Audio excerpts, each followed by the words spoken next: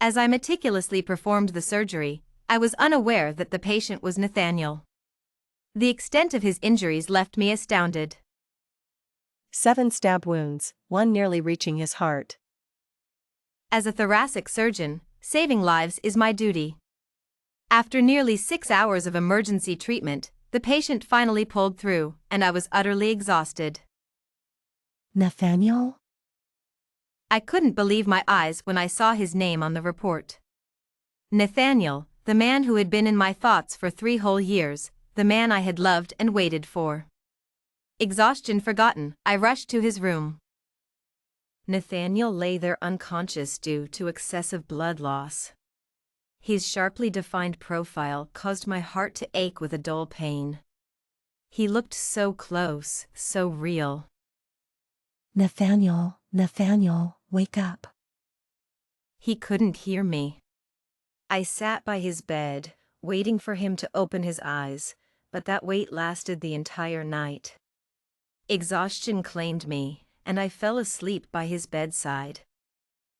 I don't know how long I slept, but I was startled awake by a hoarse shout. Don't move! Everyone, don't move! Nathaniel, you're awake. How do you feel? His hands grabbed at the air, his body burning hot with fever. He has a fever. If it doesn't subside, it could be life-threatening. Get away! He pushed me away forcefully. I stumbled back, hitting the wall behind me. Damn it!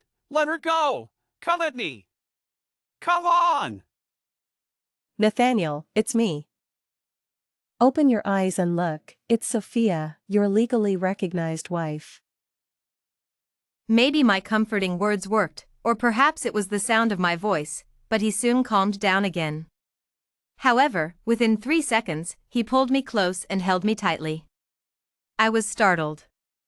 This was the first time Nathaniel had ever hugged me voluntarily.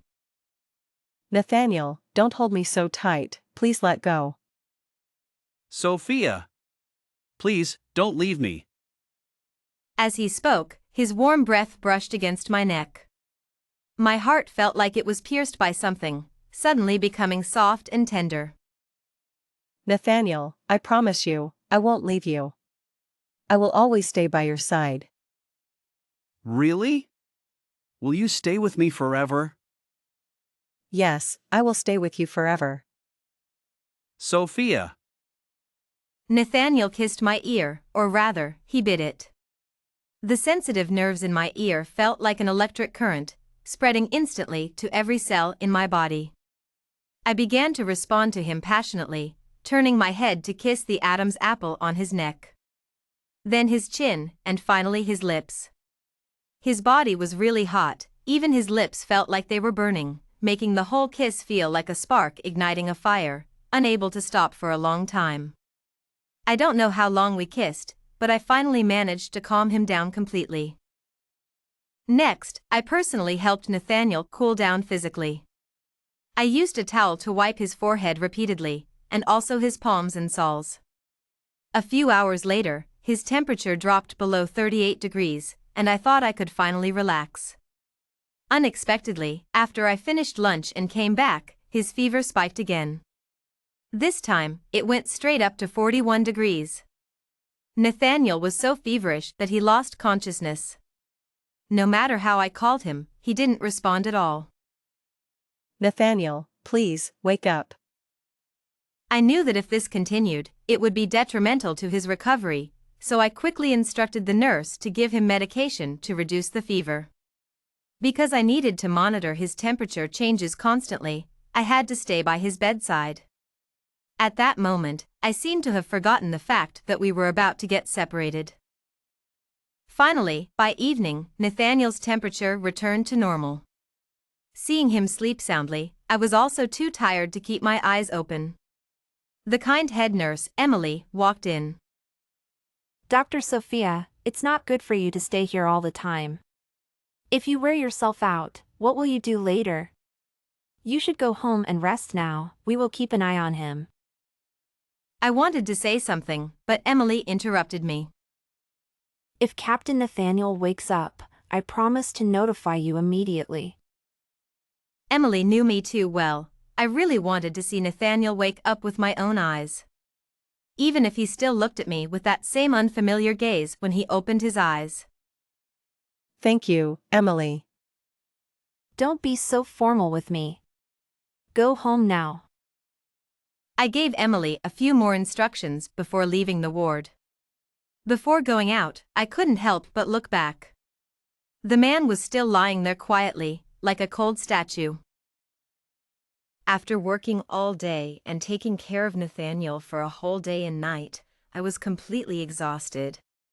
Leaving the hospital, all I could think about was going home for a good sleep. But to my surprise, as soon as I stepped into the house, I noticed that it looked like someone had been rummaging through it. What is going on? I immediately felt tense. Although this was Nathaniel's and my marital home, I had been living here alone. If Nathaniel had come back, it would be impossible because he was still lying in the hospital. Could it be? The first thought that came to my mind was that a thief had broken in. However, after checking the entire house, I found that nothing was missing. This left me completely at a loss. Even if I called the police, they probably wouldn't file a report. In the end, I had to go to the property management to check the surveillance footage. The result was even more unexpected. There was nothing captured on the surveillance. Under these circumstances, I couldn't possibly rest well.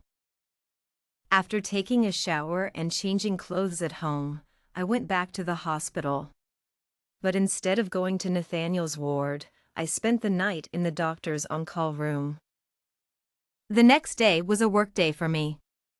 I changed into my white coat, intending to check on Nathaniel before reporting to my office.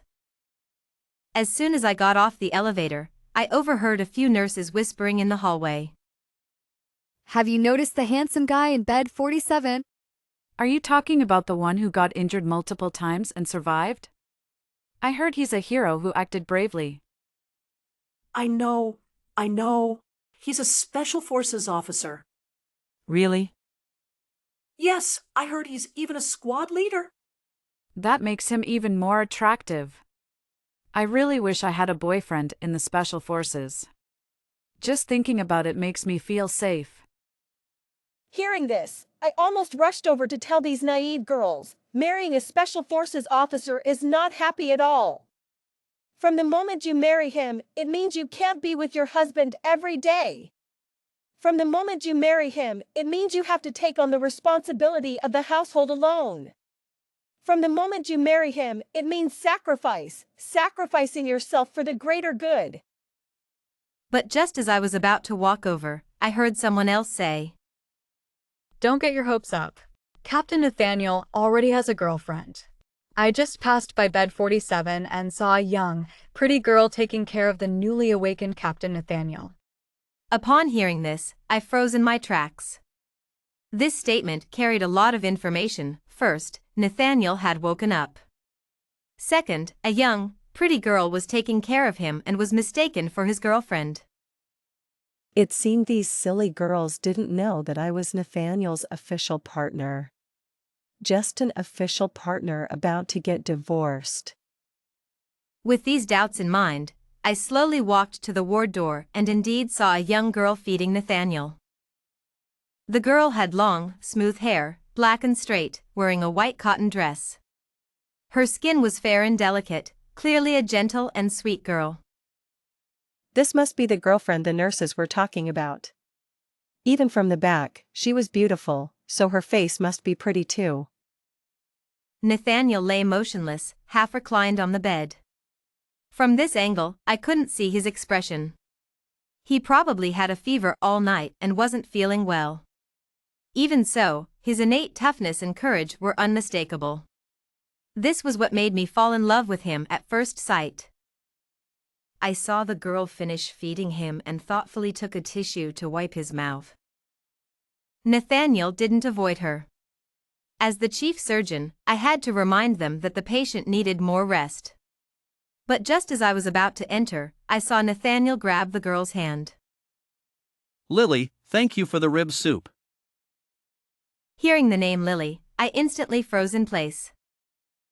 Lily? Sophia? Two names, but they sound the same.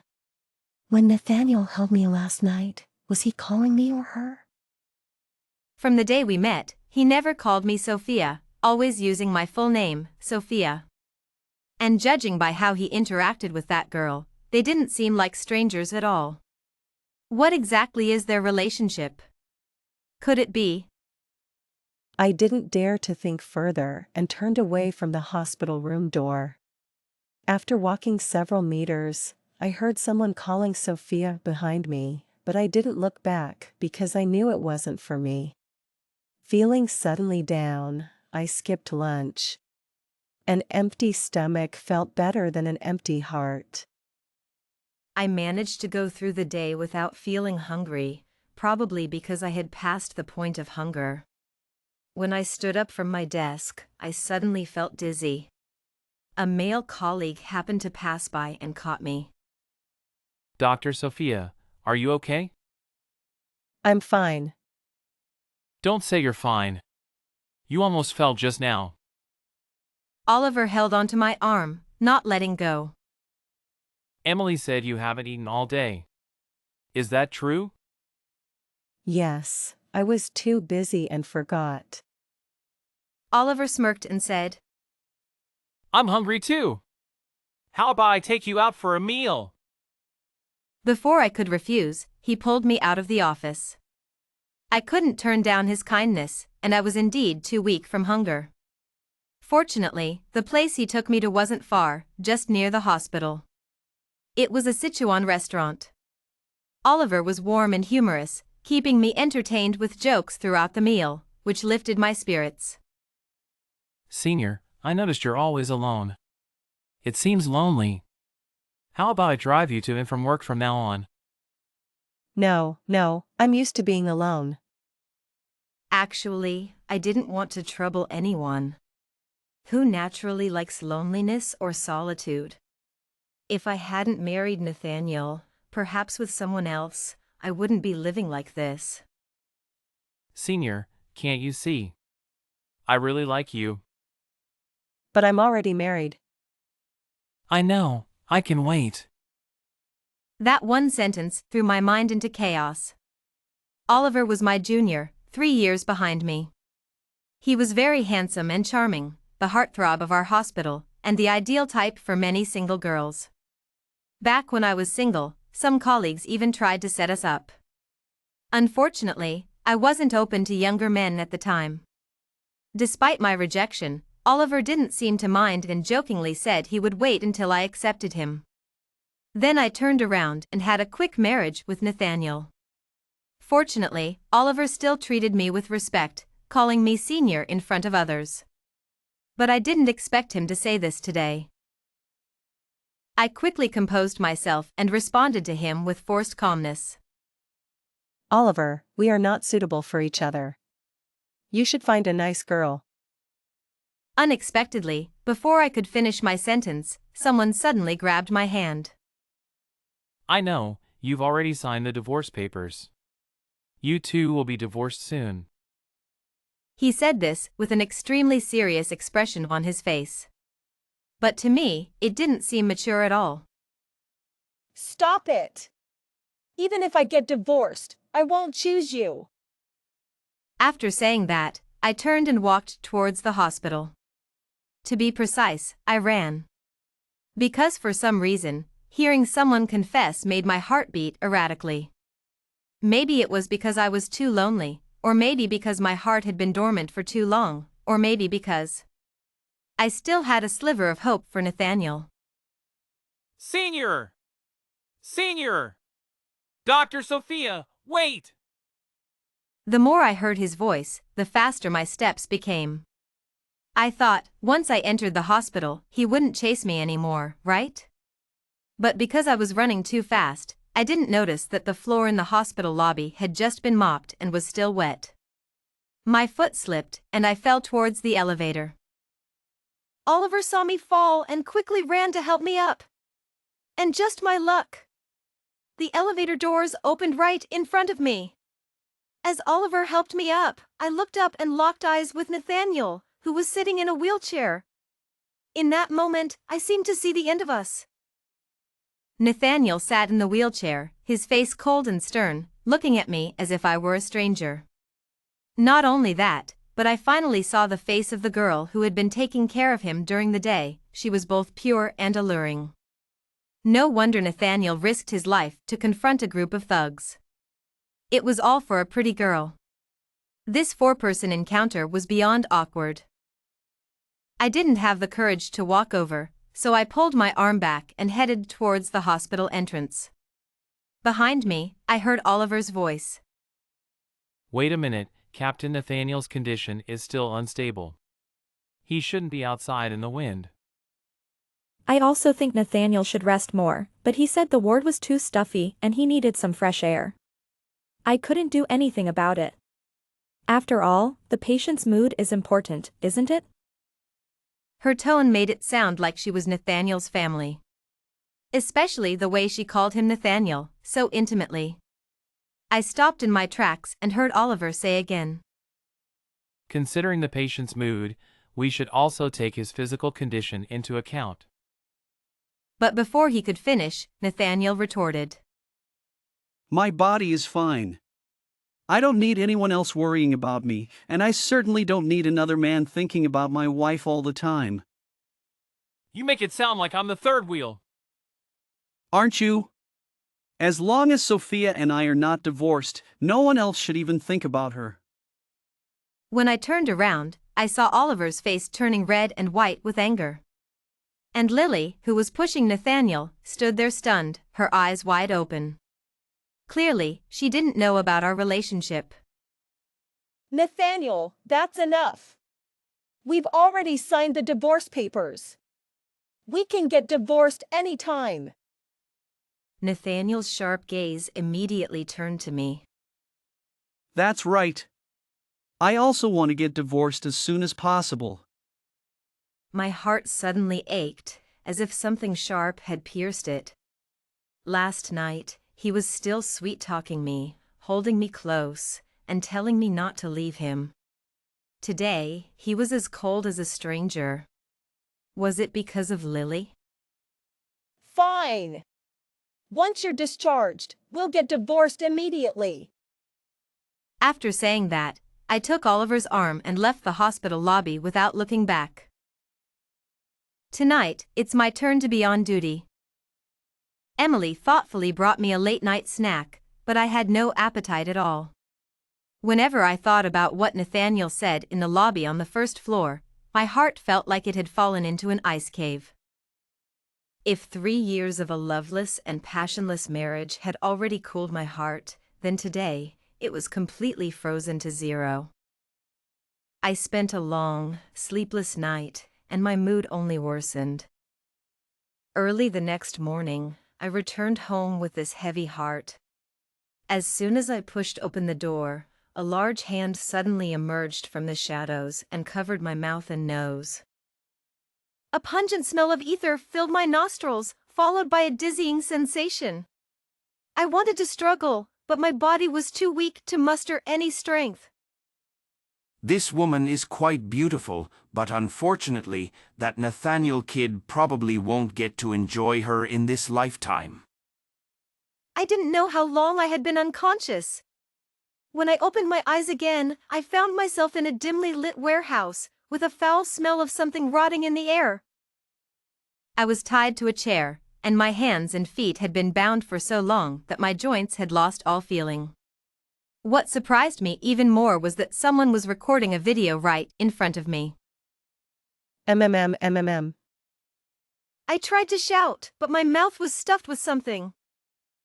Captain Nathaniel, look at your wife now. Isn't she quite the tease? Hearing this voice, I felt goosebumps all over my body. Who were these people? How many of them were there? Did they capture me to threaten Nathaniel? What kind of deep-seated hatred did Nathaniel have with them? In an instant, countless questions flooded my mind. But before I could make sense of it all, the man behind me grabbed my neck and shouted. If you don't want to see your wife become a plaything for my brothers, you better get here within half an hour, and you must come alone, or else you'll only come to collect her remains. Hearing this, I instinctively shook my head. Nathaniel was seriously injured and couldn't come here. Coming would be a death sentence. If you dare not come, I'll send the video of your wife being mistreated all over the internet. These people were simply insane. A bunch of devils. Fortunately, I was only his wife in name, and we were about to get divorced. Nathaniel wouldn't do something so foolish for a wife he had no feelings for. Just when I thought the video was over, a large hand yanked the cloth out of my mouth and then bit down on my shoulder. Ah. But your wife smells so good, I can hardly resist. I was overwhelmed with fear and disgust. I wished I could dismember this guy, use my scalpel to slice off every piece of his flesh. But after the anger came endless despair. Nathaniel wouldn't come. He wouldn't sacrifice his precious life for me. The video was finally finished, and I was trembling like a leaf in the autumn wind.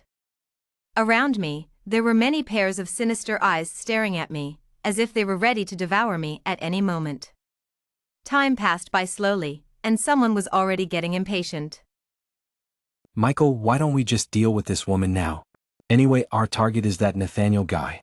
He destroyed our hideout and took down our boss. It's only fair we have some fun with his wife. That Nathaniel is truly despicable. If it weren't for Michael leading us to escape quickly, we would have all been caught. And that little troublemaker, if it weren't for her, how could Nathaniel have found our hideout? I say we should grab that little troublemaker and deal with her too. Yeah, deal with her. First deal with her, then finish her off, and then deal with her again. You bunch of idiots. You just want to get back at Nathaniel, don't you? Unfortunately, you've got the wrong person. Hearing this, the man called Michael grabbed my collar. Stupid woman, what are you talking about? Don't you know?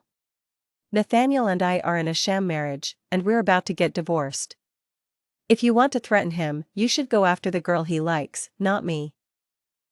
I thought Nathaniel should still be in the hospital, sweetly together with that girl named Lily. Even if he saw the video of me being mistreated, he wouldn't care much. It would be convenient if I were gone, no need for a divorce. After all, to him, I was no different from a stranger. The more I thought about it, the more sorrowful I felt, and the tears I had been holding back finally flowed. Michael seemed a bit at a loss seeing me cry. Seeing such a beautiful woman cry, I almost feel sorry for you. Michael, it must be because Nathaniel couldn't satisfy her, that's why she's so aggrieved. Why don't we show her some mercy today, and let her enjoy herself? What do you say? Hearing this, the small leader called Michael looked at me with even more arrogance. I felt extremely uncomfortable under his gaze. That face, already hideous and ugly, now looked like a demon. To be precise, more like a hungry wolf eyeing its prey. Get away. I'd rather die than let you succeed. Quite a fiery temper. Don't worry, I'll show you what it means to be in ecstasy. With that, he tore open my shirt, revealing a large expanse of white skin. Let go of me. You bastard. But no matter how much I screamed, no one came to help me. Amidst the laughter of these heartless criminals, the leader became even more brazen. Just as I was on the verge of collapse, a black SUV crashed through the warehouse door. With a loud bang, an off-road vehicle drove straight into the warehouse, heading towards the group of criminals. The thugs were so frightened that they scattered in all directions. Michael also straightened his back in shock. Damn! Who's that? My heart skipped a beat. I saw the black SUV stop right in front of me. Then, the car door opened, and a tall, imposing figure emerged against the light. Seeing that familiar figure, my heart began to race. Even though I couldn't see his face clearly, I could guess it was him, the man deeply embedded in my heart. I just didn't expect him to actually come. But now that he was here, I was even more worried. Nathaniel. Let her go. I'm the one you're looking for. A deep, hoarse voice came, accompanied by steady footsteps, each step echoing in my heart. The man who had been harassing me instinctively took a step back. Stay right there, or I'll harm her. As he spoke, a knife was placed against my neck. The cold, sharp blade lightly grazed my pale neck, and I couldn't help but gasp. Nathaniel indeed stood still. I couldn't see his expression, but I could feel the uncontrollable anger and determination emanating from him. If she loses even a single hair, all of you will pay dearly. Though his words weren't loud, they carried immense authority. Tie him up! Several thugs rushed over. Seeing this, I shouted at him in desperation. Leave! I don't need you to save me! You're about to divorce me, so why are you here? I was not only worried about him but also angry that he was willing to risk his life for another woman. His injuries hadn't even healed, and now he was here again? To save me? In his condition, who could he save? But my words couldn't stop these desperate criminals. They grabbed Nathaniel's arms and forced him to the ground. Throughout the entire process, Nathaniel didn't resist at all. His face was pressed against the ground, his sharp eyes fixed on me. That look made my heart ache and filled me with sorrow. Now can you let her go? Michael still held the dagger to my neck, his grip tight as if fearing Nathaniel might suddenly retaliate. All right, as long as you do as I ask, I'll release her immediately. Given Nathaniel's agile skills and years of experience battling various criminal forces, any thug would be wary of him. But my anxiety grew. What if the criminals demanded Nathaniel's life in exchange for mine? I silently prayed for Nathaniel's safety. All right, whatever the conditions, I agree. Michael burst into laughter, as if he had already won. Michael, don't let this Nathaniel off. Today, he must not leave here alive. Yeah, this guy killed our boss and destroyed our hideout, cutting off our livelihood. Even if we take his life today, it wouldn't be too much. Nathaniel, run! Run away! Please! Tears streamed down my face uncontrollably. The man I love the most, how could I bear to let him perish? Even if he doesn't love me, I still wish for his safety. As long as you release her, I'm willing to stay and let you do whatever you want with me. No! Don't! Nathaniel! All right, you said it. I'm after you, not this woman. With that, Michael used the dagger to cut the ropes binding me and waved his hand. Beat him! Beat him to death! At his command, the henchmen rushed forward, wielding their sticks and striking Nathaniel mercilessly. Nathaniel. I ran over to tightly embrace Nathaniel. If we were to perish, then let us face it together. Unexpectedly, Nathaniel turned and held me tightly, shielding me with his body. I could almost hear the sound of those sticks hitting his back. Each strike felt like it was hitting my heart. At that moment, I understood what it meant to be heartbroken, to the point of being unable to breathe. If there is a next life, I won't marry him again. If there is a next life, I want to be the one who can protect him. Just when I thought Nathaniel and I would be beaten to death, a dozen well-trained SWAT officers descended from the sky. Damn it! Nathaniel, you actually brought the SWAT team. Michael cursed fiercely and turned to run. The dozen or so criminals were stunned for a second when they saw the scene, then dropped their sticks and scattered in all directions. The SWAT team members quickly apprehended the criminals with ease. To my surprise, leading the charge was Lily. In her SWAT uniform, Lily looked nothing like the gentle girl who had been taking care of Nathaniel in the hospital. Seeing her, I felt both excited and relieved. Nathaniel, it's Lily.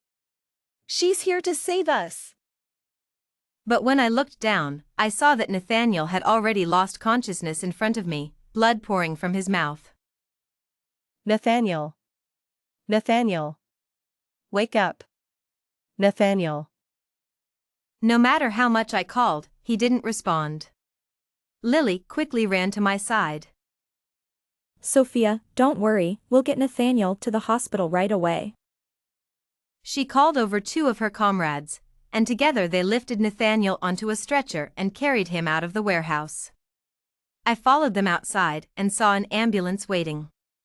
On the ambulance, I held Nathaniel's hand tightly, tears streaming down my face. I was really worried that he might leave me. Fortunately, we arrived at the hospital quickly, and Nathaniel was rushed into the operating room. The lead surgeon was Oliver. All I could do was pray repeatedly outside the operating room.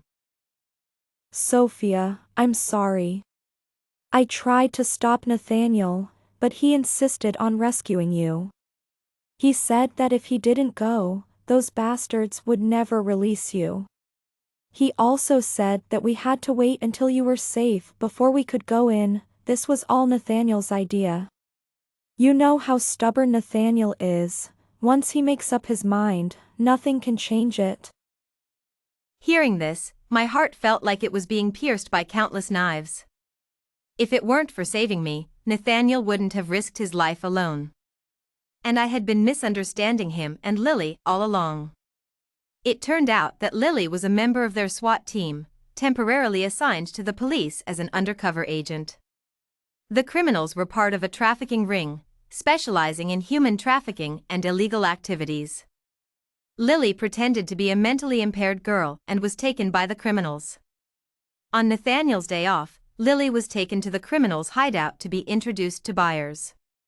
Her phone was confiscated, so she knocked out one of the buyers and used his phone to send a distress message to Nathaniel. Due to the urgency, Nathaniel went in alone. As a result, he ended up on my operating table. The reason he and Lily pretended to be close and agreed to divorce me was because he knew the criminals were planning to retaliate against him. He didn't want to drag me into it, so he acted cold and heartless towards me. But now that the truth was out, he was severely injured and in a coma. I felt terrible. I just wanted him to wake up so I could make it up to him. However, he remained in a coma for several days. I stayed by his side in the intensive care unit, not knowing when he would wake up. But soon, the police brought good news. The entire criminal gang was arrested, and they revealed many buyers. Over 40 girls were rescued. Nathaniel would be pleased to know that he saved so many people. Nathaniel woke up 5 days later. The first thing he asked was for me to help him clean up. Although I had been a doctor for 10 years, I had no experience in taking care of patients personally.